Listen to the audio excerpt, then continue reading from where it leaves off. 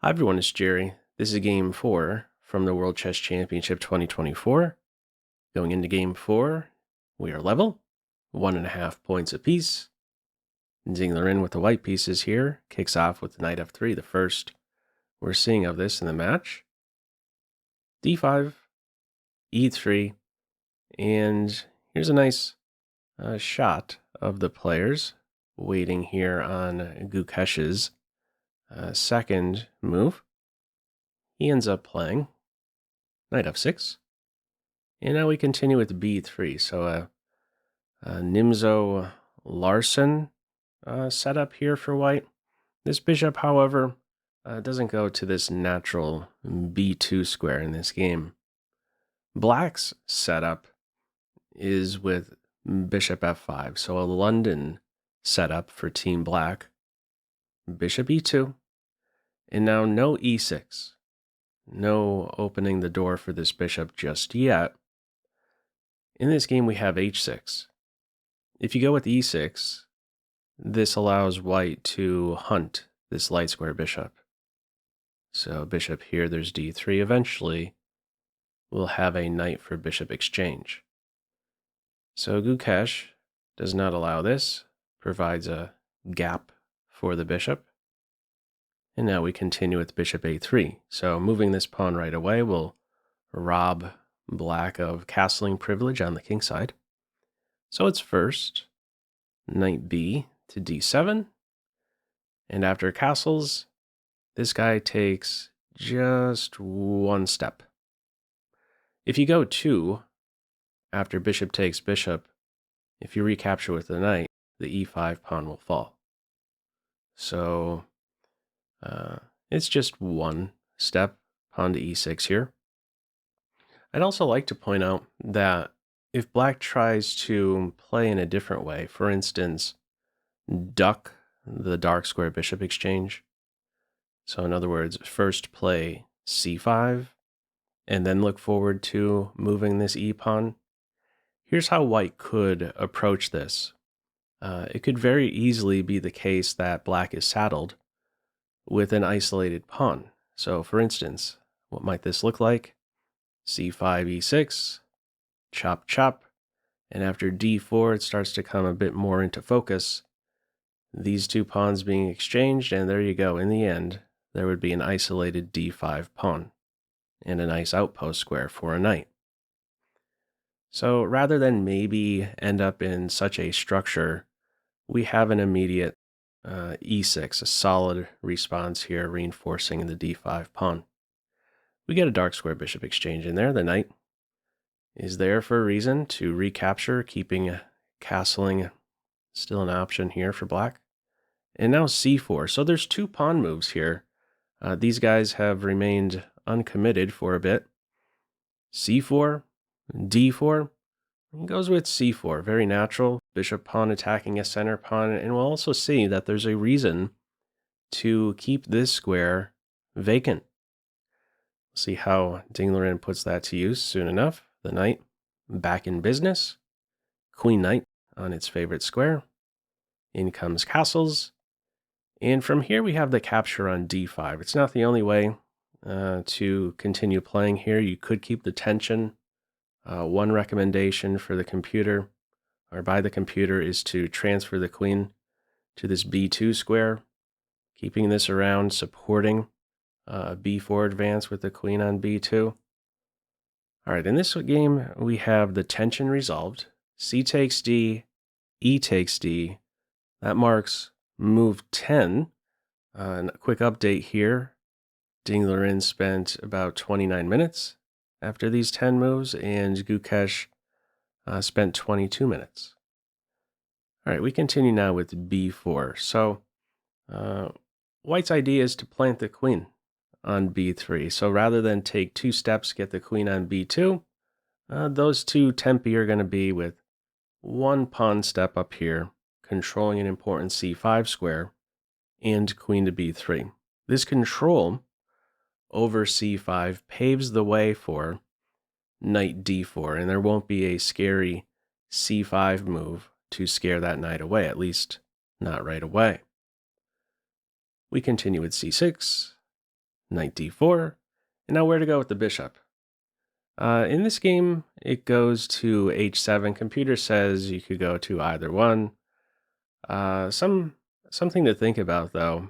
If you're going to put the bishop on g6, something to question here is my bishop going to be vulnerable? Is there a valuable tempo that might be right around the corner for white if the bishop is on g6? There may be. With the bishop on g6, this may be an idea, f4 and f5.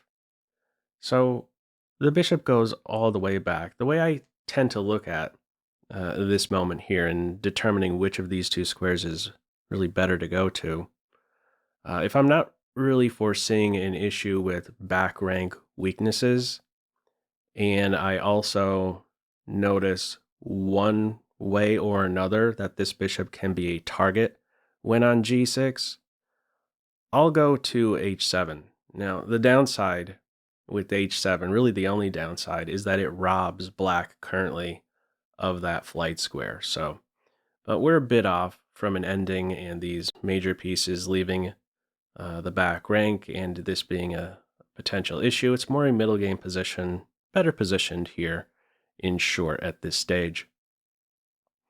We continue now with queen b3, knight e5, and the follow-up here, we end up having a4. I'd like to point out, knight here is not the only way to play it. If black goes with this a5 move, a good way to react to this is to simply maintain the b pawn, not be so quick to give up control over this c5 square, especially with this knight still eyeing that square. So in the event of a5, it's recommending holding on to that pawn, holding on to control over the c5 square. All right, in this one, it's knight to e5. So right around here, it's almost like black is baiting white to play f4. You could play you could play this move and continue with maybe something on the king side.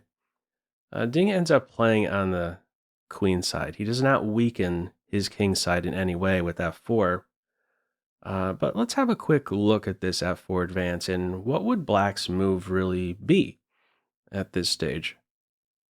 The forward moves are no good for the knight.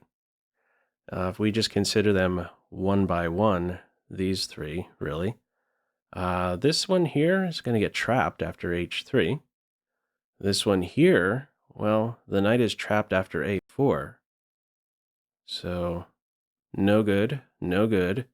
And if you go here, you're going to end up losing a pawn. Now, I should note in this position, what's close to happening is bishop d3 with a fork. But you can't get that in forcefully here. The timing is just not right. So what does this mean in short? If Ding played f4, this knight has to hit the reverse button. Choose d7 or g6. I'm assuming the knight would just return to this square here, staying out of the bishop's way, staying out of an f5 move with tempo, and who knows in which direction this game may go. Some suggestions at this stage are some small moves. h3, a3, queen b2. All right. He does not play this weakening move here. It is instead queenside play, a bit of a minority attack, looking to create some weakness on black's queenside. After a4, rook to c8. Gukesh's idea is to eventually drive this strong knight away with b3 and then c5. Another move that could be played here is a5, a move that was almost certainly being considered here. Rook pawn attacking a knight pawn, opening up this c5 square. So if you react to a5 with this capture, this guy could get running. Continuation like this, driving the central knight away. We could have this exchange in here, and this is as far as I'm taking it. It calls this position here around equal. You could take, you could improve the knight. here or here. Even position in the computer's eyes. All right. In this one, what do we have? No a5. It's rook to c8. It's Ding who ends up playing a5. Consistent follow-up now. With rook c8, we have b6. And now this is going to happen very soon. This knight is going to be driven away, and a follow-up can be d4. The white position can quickly collapse. These back-to-back tempo moves targeting the knights. White anticipates this, simply retreats the knight to f3 here. Something to note, if we were to revisit here f4, things are a bit different. So in the game, knight f3 is played. If you go with f4 here, and this move may be tempting, because after b6, c6 is a hole. What is f4 doing? In a way, kicking this knight away from that c6 square. But unlike the earlier position where f4 was played, this knight does not have to hit the reverse button. If it does, if it goes to d7 here, white would be for choice. White could pounce on this weakened c6 square, the weakness of the last move, the knight no longer controlling this point. b5 would be excellent here, and this knight is ready to dive in to this vulnerable square. Black's center is being broken down in this position. What black could play in response to f4 here is knight c4. This would be best. How is this playing out here? Well, in this position, with the pawn on b6 rather than b7, black is now very close to making this tactic on d3 work, because the b6 pawn supports c5, which ends up scaring this knight away. And once this knight moves, black has access to this square. So if you go to these two squares, bishop d3 is excellent, winning the exchange. And if black plays here, at least preventing bishop d3 targeting the rook, the d2 pawn can fall. And this pawn is ready to fall shortly thereafter. Black is for choice in this position. So, we do not have this f4 move here. It is instead knight f3, anticipating that kick. And this starts a chain reaction of exchanges. A pair of knights off. We get a d4 break in. You really don't want to take that pawn. If you take the pawn, you're helping the queen to develop. Now this is a half-dead pawn, an isolated pawn. So rather than help the queen out, the knight hits the reverse button, preparing to pivot here. Two attackers on d4 now. We get that exchange in there. Follow up now, bishop to e4. So this guy is better. This light square bishop is better on the main diagonal than this guy is, staring off along this diagonal.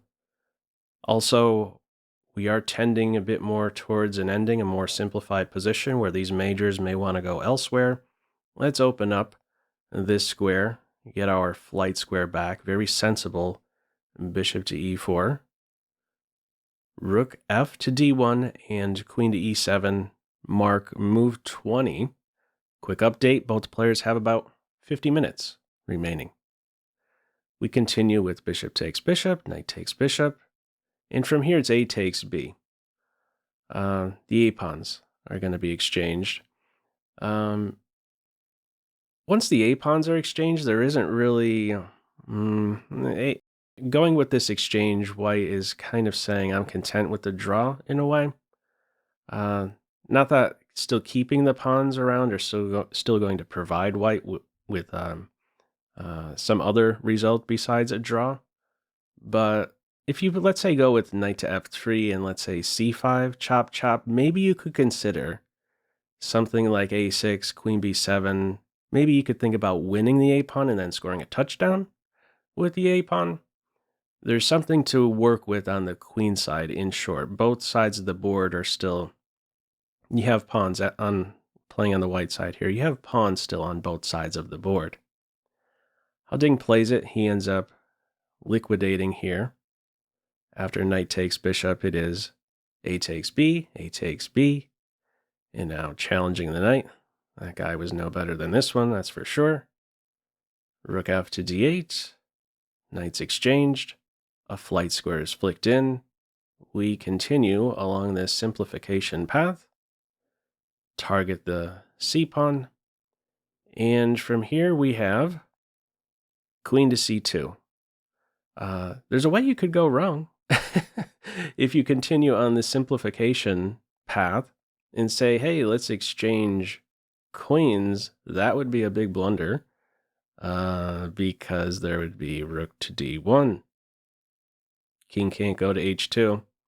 Rook takes rook, and you lose your queen next. So, careful here. Queen c2 to target the pawn.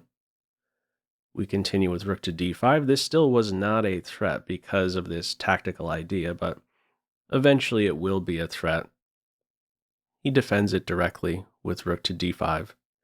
g3, so now, if this pawn wasn't defended, this would be some threat. There wouldn't be a check here. You could step up with the king to g2 in this case. Follow up now, f5. This marks move 30. An update here, Ding has about 33 minutes remaining and Gukesh about 23 minutes remaining. We continue with king g2, king h7, and this one, as we will soon see, is going to simplify right down to a rook and pawn ending now. Queen's coming off, not really much to play for at this stage, improving the king, and we end up having a repetition of position here. Players have crossed move 40 at this stage, so they could agree to a draw without this little repetition, but this one ends up as a draw. This game 4, I believe a comfortable draw here for sure. Gukesh holding with the black pieces, so we remain level, 2 points apiece now heading into game 5. What'd you think of this one? Feel free, as usual, to leave any feedback to this video in the comment section below. I hope you enjoyed it and maybe took a thing or two away. That's all for now. Take care.